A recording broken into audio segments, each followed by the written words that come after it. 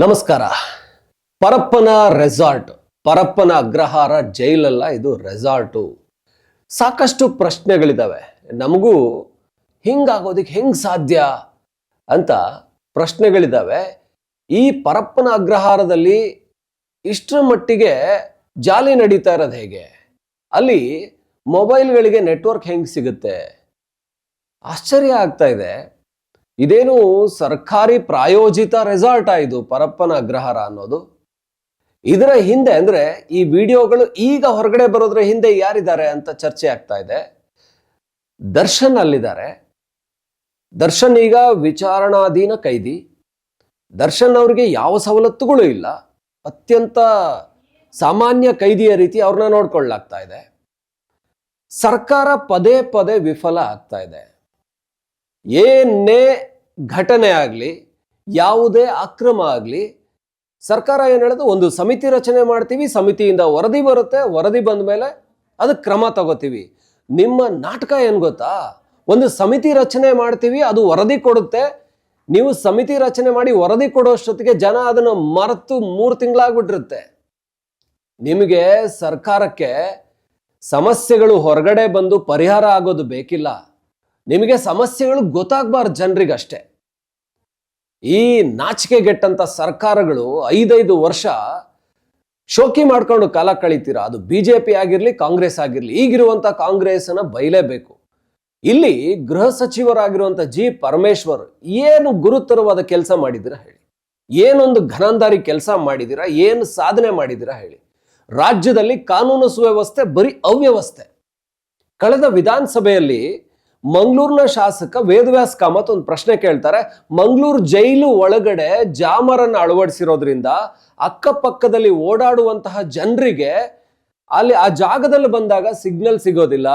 ಅಕ್ಕಪಕ್ಕದಲ್ಲಿರುವಂತಹ ಬಿಲ್ಡಿಂಗ್ಗಳಿಗೆ, ಕಂಪನಿಯವರಿಗೆ ಬಹಳ ತೊಂದರೆ ಆಗ್ತಾ ಇದೆ. ಜೈಲಲ್ಲಿ ಜಾಮರನ್ನ ಅಳವಡಿಸಿರೋದ್ರಿಂದ ಅದು ಅಕ್ಕಪಕ್ಕದ ವ್ಯಾಪ್ತಿಯಲ್ಲಿ ಕೂಡ ಸಿಗ್ನಲ್ ಅನ್ನ ತಡೆಯೋದ್ರಿಂದ ಬಹಳ ಸಮಸ್ಯೆ ಆಗ್ತಾ ಇದೆ. ಯಾಕೆ ಈ ಸಮಸ್ಯೆ ಆಗ್ತಾ ಇದೆ? ದಯವಿಟ್ಟು ಇದಕ್ಕೆ ಪರಿಹಾರ ಕೊಡಿ ಅಂತ ವೇದವ್ಯಾಸ್ ಕಾಮತ್ ಮಂಗಳೂರಿನ ಶಾಸಕರು ಕೇಳಿದ್ರು, ಬಿಜೆಪಿ ಶಾಸಕರು. ಆಗ ಸದನದಲ್ಲಿ ಏನ್ ಚರ್ಚೆ ಆಯ್ತು ಗೊತ್ತಾ?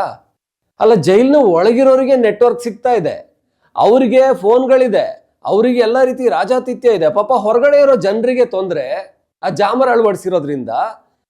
ಅಂದ್ರೆ ನೀವು ಜಾಮರ್ ಅಳವಡಿಸಿರೋದು ಜೈಲು ಒಳಗಡೆ ಇರೋರ್ಗೋ ಅಥವಾ ಜೈಲಿಂದ ಹೊರಗಡೆ ಓಡಾಡೋರಿಗೆ ಸಮಸ್ಯೆ ಆಗೋದಕ್ಕೋ? ಯಾಕೆ ಈ ಸದನದಲ್ಲಿ ಬಂದಂತ ಪ್ರಶ್ನೆಯನ್ನು ಇಲ್ಲಿ ಪ್ರಸ್ತಾಪಿಸಿದೆ ಅಂದ್ರೆ ಅವತ್ತು ಅದಕ್ಕೆ ಮಹತ್ವ ಇರಲಿಲ್ಲ.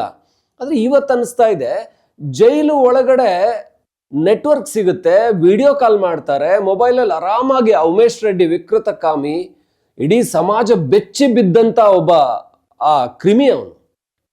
ಅವರಿಗೆಲ್ಲ ನನಗನ್ನಿಸ್ದಾಗೆ ಜೀವಾವಧಿ ಇದೆಲ್ಲ ಅಲ್ಲ, ನೇರವಾಗಿ ಗಲ್ಲು ಶಿಕ್ಷೆನೇ ಕೊಡಬೇಕಾಗಿತ್ತು. ನಮ್ಮ ಕಾನೂನು ಎಷ್ಟು ಒಳ್ಳೇದಿದೆ ಅಂತ ಹೇಳಿದ್ರೆ ಆ ಕಾನೂನಿನ ಬಗ್ಗೆ ಕೆಲವು ಸಾರಿ ಕೋಪ ಬರೋದು ಇದೇ ಕಾರಣಕ್ಕೆ. ನಮ್ಮ ಸಂವಿಧಾನದಲ್ಲಿ ಕೊಟ್ಟಿರುವಂತ ಪ್ರಿವಿಲೇಜ್ ಇದೆಯಲ್ಲ, ಅದು ತುಂಬಾ ಅಂದ್ರೆ ದುರುಪಯೋಗ ಆಗುತ್ತೆ ಅಂತ. ಉಮೇಶ್ ರೆಡ್ಡಿ ನೇರವಾಗಿ ನೇಣು ಕುಣಿಕೆ ಏರಬೇಕಾದ ಇನ್ನು ಜೈಲಲ್ಲಿದ್ದಾನೆ. ಅವನು ಮೊಬೈಲಲ್ಲಿ ಎಷ್ಟು ಜಾಲಿಯಾಗಿ ಮಾತಾಡ್ಕೊಂಡಿದ್ದಾನೆ ಅಂತ ಹೇಳಿದ್ರೆ, ಏನವನು ಹೊರಗಡೆ ಅವನು ಅಡ್ಡಾದಲ್ಲ, ಅವನು ಮನೇಲಿ ಇರೋದಕ್ಕೋ ಜೈಲೊಳಗಿರೋದಕ್ಕೋ ವ್ಯತ್ಯಾಸನೇ ಇಲ್ಲ. ಆರಾಮಾಗಿ ಕೂತ್ಕೊಂಡು ಅವನದೇ ಆದಂತ ಒಂದು ಸ್ಪೇಸು, ಅಲ್ಲೊಂದು ಟಿವಿ ಪ್ಲೇ ಆಗ್ತಾ ಇದೆ, ಅವನಿಗೆ ಎಲ್ಲ ವ್ಯವಸ್ಥೆನೂ ಇದೆ. ಎಷ್ಟೊಂದು ಚೆನ್ನಾಗಿದೆ. ಉಮೇಶ್ ರೆಡ್ಡಿ ಹೊರಗಡೆ ಇದ್ದಿದ್ರೆ ಇಷ್ಟು ಸಿಗ್ತಾ ಇತ್ತ ಇಲ್ವೋ? ಬಹುಶಃ ಅವನಿಗೆ ಫೋನು, ನೆಟ್ವರ್ಕು, ಅವನಿಗೆ ಬೇಕಾಗಿದ್ದೆಲ್ಲ ಸಿಗ್ತಾ ಇದೆ. ಅಥವಾ ಅವನಿಗೆ ಹೊರಗಡೆ ಏನ್ ಮಾಡ್ತಾ ಇದ್ನೋ ಅದನ್ನು ಒಳಗಡೆ ವ್ಯವಸ್ಥೆ ಮಾಡ್ತಾ ಇದ್ದಾರ ಪೊಲೀಸ್ನವರು ಅನ್ನೋ ಮಟ್ಟಿಗೆ ಅದರ ಬಗ್ಗೆ ನಮಗೆ ಆಕ್ರೋಶ ಬರುತ್ತೆ ಜನಸಾಮಾನ್ಯರಿಗೆ. ಹೊರಗಡೆ ಅವನು ಏನು ಮಾಡ್ಕೊಂಡು ಜೈಲ್ ಸೇರಿದ್ನಲ್ಲ, ಜೈಲಿನೊಳಗೆ ಅದನ್ನು ಏನಾದರೂ ಸಪ್ಲೈ ಮಾಡ್ತಾರಾ ಅಂತ ಕೇಳುವ ಮಟ್ಟಿಗೆ ಇವತ್ತು ನಮ್ಮ ವ್ಯವಸ್ಥೆಯನ್ನ ಹೊಲಸು ಮಾಡಿಟ್ಟಿದ್ದೀರಲ್ಲ. ನಿಮಗೆಲ್ಲ ನಾಚಿಕೆ ಆಗಲ್ವಾ? 5 ವರ್ಷ ಅಧಿಕಾರ ಮಾಡ್ತೀರಾ, 5 ವರ್ಷ ಅಧಿಕಾರ ಮಾಡ್ತೀರಾ. ನಿಮ್ಮ ಇಲಾಖೆಯಲ್ಲೊಂದು ಬದಲಾವಣೆಯನ್ನು, ಒಂದು ಕ್ರಾಂತಿನ ತರಕ್ಕಾಗಲ್ಲ 5 ವರ್ಷದಲ್ಲಿ. ಅಧಿಕಾರಿಗಳು ಯಾರಿದ್ದಾರೆ ಅವ್ರನ್ನ ಕಿತ್ತು ಬಿಸಾಕಿ ನಿಷ್ಠ ದಕ್ಷ ಅಧಿಕಾರಿಗಳನ್ನ ನೇಮಿಸಿ, ಕನಿಷ್ಠ ಜೈಲಲ್ಲಾದ್ರೂ ಕೂಡ ಒಂದು ಸ್ಪಷ್ಟವಾದಂತಹ ಒಂದು ದಿಕ್ಕನ್ನ ತೋರಿಸಿ, ಇಲ್ಲಿಂದ ಹೊರಗಡೆ ಬಂದವನು ಮತ್ತೆ ಕ್ರೈಮ್ ಮಾಡಬಾರದು. ಮೊನ್ನೆ ಒಂದು ಉದಾಹರಣೆ ಕೇಳಬೇಕು ನೀವು. ಮೈಸೂರಿನ ಕಾರ್ತಿಕ್ ಅನ್ನೋನು 8 ವರ್ಷದ ಹೆಣ್ಣು ಮಗಳ ಮೇಲೆ ಅಮಾನುಷವಾಗಿ ಅತ್ಯಾಚಾರ ಮಾಡಿ ಕೊಲ್ತಾನೆ. ಅವನು 3 ತಿಂಗಳ ಹಿಂದೆ ಜೈಲಿಂದ ಹೊರಗಡೆ ಬಂದಿರ್ತಾನೆ. ಅದು ಕೂಡ ಇದೇ ರೀತಿಯ ಒಂದು ಲೈಂಗಿಕ ದೌರ್ಜನ್ಯ ಕೇಸಲ್ಲಿ ಹೊರಗಡೆ ಬಂದಿರ್ತಾನೆ. ಯಾಕೆ ಅವನು ಈ ತರ ಮಾಡ್ತಾನೆ ಹೇಳಿ? ನಾವು ಅವತ್ತು ಕೂಡ ಲೈವಲ್ಲಿ ಚರ್ಚೆ ಮಾಡಿದ್ವಿ. ಈ ತರ ಜೈಲಿನ ಒಳಗೆ ಎಲ್ಲ ರಾಜಾತಿಥ್ಯ ಕೊಡೋದ್ರಿಂದಾನೆ, ಪರಪ್ಪನ ಅಗ್ರಹಾರ ಪರಪ್ಪನ ರೆಸಾರ್ಟ್ ಆಗಿರೋದ್ರಿಂದಾನೆ ಹೊರಗಡೆ ಬಂದವನು ಮತ್ತೆ ಅದೇ ಕೆಲಸನೇ ಮಾಡ್ತಾನೆ. ಕಳ್ಳ ಹೊರಗಡೆ ಬಂದವನು ಕಳ್ತನನೇ ಮಾಡ್ತಾನೆ, ಅತ್ಯಾಚಾರಿ ಹೊರಗಡೆ ಬಂದವನು ಮತ್ತೊಂದು ಅತ್ಯಾಚಾರ ಮಾಡ್ತಾನೆ. ಯಾಕೆಂದ್ರೆ ಅವನಿಗೆ ಜೈಲಿನ ಬಗ್ಗೆ ಭಯ ಇಲ್ಲ. ಜೈಲು ಒಳಗಡೆ ಹೋದ್ರೆ ಹೊರಗಡೆ ಇದ್ದಿದ್ದಕ್ಕಿಂತ ಸುಖ ಸಿಗುತ್ತೆ. ಪೊಲೀಸ್ನವರೆಲ್ಲ ವ್ಯವಸ್ಥೆ ಮಾಡಿಕೊಡ್ತಾರೆ. ಅಲ್ಲಿ ನೀವೇನ್ ಮಾಡ್ಬೋದು, ಜೈಲು ಅಧೀಕ್ಷಕ ಮ್ಯಾಗೇರಿ ಅಂತ ಒಬ್ರಿದ್ದಾರೆ, ಅವ್ರನ್ನ ನೀವು ಅಮಾನತು ಮಾಡ್ಬೋದು. ಇಲ್ಲ ಪಾಪ ಮೊನ್ನೆ RCB ಏನು ಆ ಒಂದು RCB ಕಾಲ್ ತುಳಿತದಲ್ಲಿ ಸಿಕ್ಕಾಕೊಂಡು ಸಿನ್ಸ್ವಾಮಿ ಸ್ಟೇಡಿಯಂ ಹತ್ರ ಒಂದು ಅಷ್ಟೊಂದು ಜನ ಪ್ರಾಣ ಕಳ್ಕೊಂಡಾಗ ಸರ್ಕಾರದವರು ನೀವು ನಾಚಿಕೆ ಬಿಟ್ಟಂತವ್ರು ನೀವು ಮಾಡಿದ ತಪ್ಪಿಗೆ ನೀವು ಶೋಕಿ ಮಾಡಕ್ ಹೋಗಿ RCB ಕಪ್ ಗೆದ್ದಿದ್ದನ್ನ ಆ ಒಂದು ಜನಪ್ರಿಯತೆನ ಎನ್ಕ್ಯಾಶ್ ಮಾಡ್ಕೊಳ್ಳೋಕೆ ಇಮಿಡಿಯೇಟ್ ಆಗಿ ನಾವು ಎಲ್ರೂ ವೇದಿಕೆಯಲ್ಲಿ ಕರೆಸ್ತೀವಿ. ನೀವು ವಿಧಾನಸೌಧದ ಮುಂದೆ CM ಮೊಮ್ಮಗನನ್ನು ಕರ್ಕೊಂಬಂದಿದ್ದು, ಅವರ ಬಂಧು ಬಳಗನೆಲ್ಲ ಕರ್ಕೊಂಡ್ಬಂದು ವಿರಾಟ್ ಕೊಹ್ಲಿ ಜೊತೆ ಸೆಲ್ಫಿ ತೆಗೆಸ್ಕೊಳಕ್ ಬಂದು ಚಿನ್ನಸ್ವಾಮಿಯಲ್ಲಿ DK ಶಿವಕುಮಾರ್ ಮೈಕ್ ಹಿಡ್ಕೊಂಡು ಓಡೋಗಿ ವಿರಾಟ್ ಕೊಹ್ಲಿನ ಫಸ್ಟ್ ತಬ್ಕೊಂಡು ಅವ್ರಿಗೆ ಕನ್ನಡ ಧ್ವಜ ಕೊಟ್ಟು ಇದನ್ನೆಲ್ಲ ಮಾಡಿಬಿಟ್ಟು ಅಲ್ಲಿ ಪಾಪ ಒಂದಷ್ಟು ಜನ ಪ್ರಾಣ ಕಳ್ಕೊಂಡ್ಮೇಲೆ ಆ ದಯಾನಂದ್ ದಕ್ಷ ಅಧಿಕಾರಿ ಅವ್ರನ್ನ ನೀವು ಅಮಾನತು ಮಾಡಿದ್ರಿ. ಹೈಕೋರ್ಟ್ ನಿಮಗೆ ಚೀಮಾರಿ ಹಾಕಿ ಅವ್ರನ್ನ ವಾಪಸ್ ಕರ್ಸ್ಕೊಳ್ತು. ಈಗ ಅವ್ರನ್ನ ಜೈಲು ಅಧೀಕ್ಷಕರನ್ನಾಗಿ ಮಾಡಿದ್ದಾರೆ, ಅಂದ್ರೆ ಜೈಲು ಸೂಪರಿಂಟೆಂಡೆಂಟ್ ಆಗಿದ್ದಾರೆ. ಸೊ ಇನ್ನು ಅವ್ರನ್ನ ಮತ್ತೆ ಏನಾದರೂ ನೀವು ಏನು ಈ ಒಂದು ಘಟನೆಗಳಿಗೆ ನೀವು ಅವ್ರನ್ನ ಏನಾದರೂ ಅಮಾನತು ಮಾಡಬಹುದು. RCB ಆ ಕಾಲ್ ತೊಳಿತದ ಸಂದರ್ಭದಲ್ಲಿ ಮಾಡಿದ್ರಲ್ಲ ಆ ಥರ. ಬಟ್ ಜನರಿಗೆ ಗೊತ್ತಾಗೋಗಿದೆ ನೀವು ದಯಾನಂದ್ ಎಷ್ಟು ದಕ್ಷ ಅಧಿಕಾರಿ. ಅವರು ಏನು ಜೈಲು ದಂಡಾಧಿಕಾರಿ ಈಗಷ್ಟೇ ಅವರು ಅದನ್ನ ಅಧಿಕಾರ ವಹಿಸ್ಕೊಂಡಿರೋದು. ಇದು ಬಹಳ ಹಿಂದಿನಿಂದ ನಡ್ಕೊಂಬಂದಿರುವಂಥದ್ದು. ಒಂದು 10 ವರ್ಷಗಳ ಹಿಂದೆ ದೊಡ್ಡ ದೊಡ್ಡ ವಾಹಿನಿಗಳು ಸ್ಟಿಂಗ್ ಆಪರೇಷನ್ ಮಾಡಿ ಜೈಲೊಳಗೆ ಏನು ನಡೆಯುತ್ತೆ ಅನ್ನೋದನ್ನ ತೋರಿಸಿದ್ರು. ಅದಾದ್ಮೇಲೆ ಸ್ವಲ್ಪ ದಿನ ಕಂಟ್ರೋಲ್ಗೆ ಬಂತು ಅಂತ ಅನ್ಕೊಂಡಿದ್ದು, ಬಟ್ ನಿರಂತರವಾಗಿ ನಡೀತಾನೆ ಇದೆ. ಜೈಲು ಒಳಗಿರುವಂತ ಟ್ರೀಟ್ಮೆಂಟ್ ಜೈಲಿನ ಹೊರಗಡೆ ಇಲ್ಲ. ಯಾಕೆಂದ್ರೆ ಜೈಲೊಳಗೆ ಏನ್ ನಡೆಯುತ್ತೆ ಯಾರಿಗೂ ಗೊತ್ತಾಗಲ್ಲ. ಒಟ್ಟಾರೆ ಸರ್ಕಾರ, ಅದರಲ್ಲೂ ಗೃಹ ಮಂತ್ರಿಗಳು G. ಪರಮೇಶ್ವರ್ ಸ್ವಲ್ಪ ಗಟ್ಟಿ ನಿರ್ಧಾರ ಅಂತ ತೆಗೆದುಕೊಳ್ದೇನೆ, ಅವ್ರ ನೇಚರೇ ಸಾಫ್ಟ್ ಇದೆ, ಮನುಷ್ಯ ತುಂಬಾ ಒಳ್ಳೆಯವರು. ಬಟ್ ಒಳ್ಳೆ ಮನುಷ್ಯರು ಗಟ್ಟಿ ನಿರ್ಧಾರ ಅಂತ ತೆಗೆದುಕೊಳ್ಳೋದ್ರಲ್ಲಿ ಹಿಂದೆ ಬಿದ್ರೆ ಒಳ್ಳೆ ಮನುಷ್ಯರು ಬದುಕೋದು ಕಷ್ಟ ಆಗುತ್ತೆ ಸಮಾಜದಲ್ಲಿ. ನೀವೇ ಕಾರಣ ಆಗ್ತೀರಾ. ಒಬ್ಬ ಅತ್ಯಾಚಾರಿ ಜೈಲು ಒಳಗೆ ಅವನು ಹೋಗಿ ಅಲ್ಲಿ ಶಿಕ್ಷೆನ ಅನುಭವಿಸಿ ಹೊರಗಡೆ ಬಂದು ಮತ್ತೆ ಅತ್ಯಾಚಾರ ಮಾಡ್ತಾನೆ ಅಂದ್ರೆ ಆ ಪಾಪದ ಪಾಲು ನಿಮ್ದು ಕೂಡ ಆಗುತ್ತೆ, ನೆನ್ಪಿಟ್ಕೊಳ್ಳಿ. ಯಾಕೆಂದ್ರೆ ಸಮಾಜ ನಿಮ್ಮನ್ನ ಕ್ಷಮಿಸೋದಿಲ್ಲ. ಈ ಒಂದು ಘಟನೆಗಳಿದೆಯಲ್ಲ, ಇದು ತೀರಾ ಅತಿರೇಕಕ್ಕೆ ಹೋಗ್ತಾ ಇರುವಂತ ಘಟನೆಗಳು. ಜೈಲಲ್ಲಿ ಜೀವಾವಧಿ ಶಿಕ್ಷೆ ಅನುಭವಿಸ್ತಾ ಇರುವಂತವ್ರು, ಜೈಲಲ್ಲಿ ತೀವ್ರವಾಗಿ ಏನು ಅವರಿಗೆ ಮನಪರಿವರ್ತನೆ ಆಗಬೇಕು, ಇಲ್ಲಾಂದ್ರೆ ಅವರಿಗೆ ತುಂಬಾ ನೋವಾಗಬೇಕು, ಹಿಂಸೆ ಆಗಬೇಕು, ಅದು ಅವ್ರನ್ನ ಬದಲಾಯಿಸಬೇಕು ಅನ್ಕೊಂಡು ಜೈಲು ಒಳಗಡೆ ಕರ್ಕೊಂಡೋದ್ರೆ ಜೈಲಲ್ಲಿ ಅವ್ರಿಗೆ ಮತ್ತೆ ಹೊರಗಡೆ ಸಿಗೋ ಎಲ್ಲ ಐಷಾರಾಮಿ ಸೌಲಭ್ಯಗಳನ್ನ ಕೊಡ್ತಾ ಇದ್ದೀರಾ ಅಂದ್ರೆ ಪಾಪ ದರ್ಶನ್ ಏನ್ ಮಾಡಿದ್ದಾರೆ ಅಂತ ಜನ ಪ್ರಶ್ನೆ ಮಾಡ್ತಾ ಇರೋದ್ರಲ್ಲಿ ತಪ್ಪೇ ಇಲ್ಲ.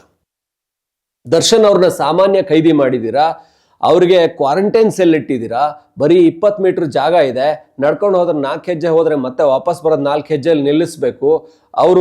ಅವ್ರಿಗಿರೋ ಪರ್ಸನಾಲಿಟಿಗೆ, ದರ್ಶನ್ಗೆ ಒಂದಷ್ಟು ವಿಶಾಲವಾದ ಜಾಗದಲ್ಲಿ ಓಡಾಡೋಕ್ಕೂ ಬಿಡ್ತಾ ಇಲ್ಲ. ಅವರ ಪ್ರತಿ ಆಕ್ಟಿವಿಟಿನೂ ಕ್ಯಾಮ್ರಾದಲ್ಲಿ ಶೂಟ್ ಮಾಡ್ತಾ ಇದ್ದೀರಾ, ರೆಕಾರ್ಡ್ ಮಾಡ್ತಾ ಇದ್ದೀರಾ. ಇದೇ ಎಲ್ರಿಗೂ ಯಾಕೆ ಅಪ್ಲೈ ಆಗಲ್ಲ ಅಂತ. ನೀವು ಜೈಲು ಒಳಗಡೆ ಬೇರೆ ಬೇರೆ ಏನು ಕ್ಲಾಸ್, ಈಗ ಟ್ರೈನಲ್ಲಿ ಹೆಂಗೆ first class, second class, sleeper, semi ಅಂತೆಲ್ಲ ಇರುತ್ತಲ್ಲ, ಸೆಮಿ ಸ್ಲೀಪರ್ ಈ ಥರ, ಆ ಥರ ನೀವು ಒಬ್ಬೊಬ್ಬರಿಗೆ ಒಂದೊಂದು ರಾಯಲ್ ಏನು ಬ್ಲಾಕ್ಗಳನ್ನ ಮಾಡಿಟ್ಟಿದ್ದೀರಾ. ಏನು ಜೈಲು ಅನ್ನೋದು ಸರ್ಕಾರದ ಅಡಿಯಲ್ಲಿ ಬರೋದಿಲ್ವಾ? ಅಲ್ಲಿರೋದೇ ರಾಜ್ಯಭಾರನ? ಗೊತ್ತಿಲ್ಲ. ಒಟ್ಟಾರೆ ಈ ವ್ಯವಸ್ಥೆ ನೋಡ್ತಾ ಇದ್ರೆ ಜನರಿಗೆ ಸರ್ಕಾರದಲ್ಲಿ ವ್ಯವಸ್ಥೆಯಲ್ಲಿ ನಂಬಿಕೆ ಬರೋದು ಹೇಗೆ? ಪರಮೇಶ್ವರ್ ಅಂದ್ರೆ G. ಪರಮೇಶ್ವರ್ ಅಂದ್ರೆ ಗೊತ್ತಿಲ್ಲ ಪರಮೇಶ್ವರ್ ಅಂತ ಮತ್ತೆ ಯಾಕೆ ಮಾಧ್ಯಮಗಳು ಚರ್ಚೆ ಮಾಡೋದು? ಈ ಸರ್ಕಾರ ಬಂದ ಮೊದಲ ವಿಧಾನಸಭಾ ಅಧಿವೇಶನದಲ್ಲಿ ಬಿಜೆಪಿ ಎತ್ಕೊಂಡಿದ್ದು ಮೊದಲ ಚರ್ಚೆ ಅಂದ್ರೇನೆ ಕಾನೂನು ಸುವ್ಯವಸ್ಥೆ ಸರ್ಕಾರದಲ್ಲಿ ಹದಗೆಟ್ಟಿದೆ ಅಂತ. 2023ರಲ್ಲಿ ಮೊದಲ ಮುಂಗಾರು ಅಧಿವೇಶನ, ಬಜೆಟ್ ಕೂಡ ಇತ್ತು. ಅಲ್ಲಿ ಮೊದಲ ಎತ್ಕೊಂಡಿದ್ದ ಚರ್ಚೆನೆ ಸರ್ಕಾರ ಬಂದ ಕೂಡಲೇ ಕಾನೂನು ಸುವ್ಯವಸ್ಥೆ ಹದಗೆಟ್ಟಿದೆ ಅಂತ. ಆವತ್ತಿನಿಂದ ಇವತ್ತಿನವರೆಗೂ 2 ವರ್ಷ ಕಳೆದ್ರು ಪ್ರತಿ ಬಾರಿ ಚರ್ಚೆ ಆಗೋದೆ ಕಾನೂನು ಸುವ್ಯವಸ್ಥೆ ಹದಗೆಟ್ಟಿರೋ ಬಗ್ಗೆ. ನೀವು ಈ ತರ ಸರ್ಕಾರ ಮಾಡಿಕೊಂಡು ಜನರ ನೆಮ್ಮದಿನ ಕೆಡಿಸಿ ಸಮಾಜದ ನೆಮ್ಮದಿನ ಹಾಳು ಮಾಡಿ ಮುಂದಿನ ಬಾರಿ ಮತ್ತೆ ಜನರ ಮುಂದೆ ಹೋಗ್ತಿರಲ್ಲ, ಏನ್ ಹೇಳಬೇಕು ಈ ವಿಚಾರದಲ್ಲಿ?